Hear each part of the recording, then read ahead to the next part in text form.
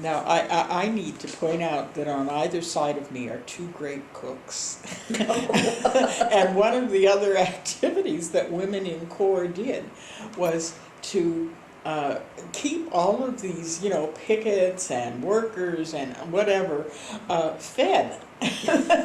Bless your hearts. A lot of spaghetti. A lot of spaghetti, yeah. So that women in the movement were doing all of the womanly things like cooking and caring for babies and having babies. At the same time, they were also engaged in all of these activities. I think of the two people on either side of me as being sort of very all-purpose supporters.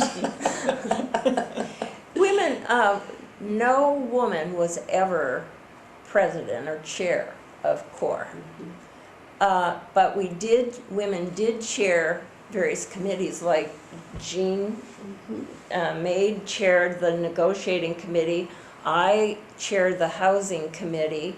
I served as secretary on a number of occasions. But no woman was ever considered, I don't even think. Not even considered, but actually discouraged, because I wanted to run for president of CORE. This is before the, quote, women's movement. And, in other movements, there were much more negative views of women.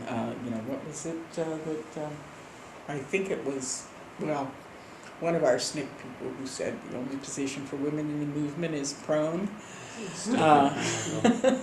Stokely, that was Stokely.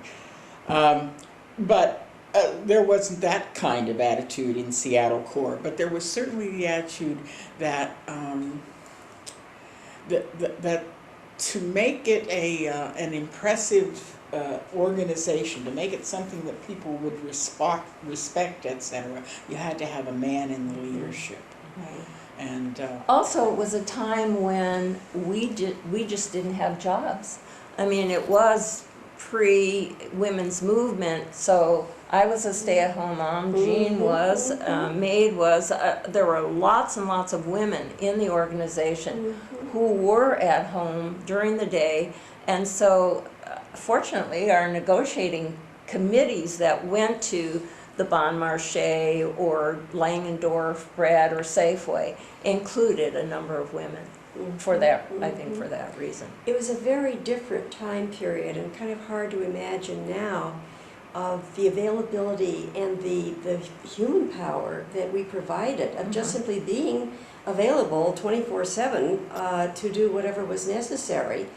And one of the changes, I think, in terms of getting things done, in terms of social movements today, is that great source of power is doing something else. And there's nothing the matter with what they're doing, but it's not available. And this was something that wasn't really recognized, and I don't think it's even recognized today, of how many things would not have happened, would simply not have taken place if it were not for this tremendous force, so dedicated.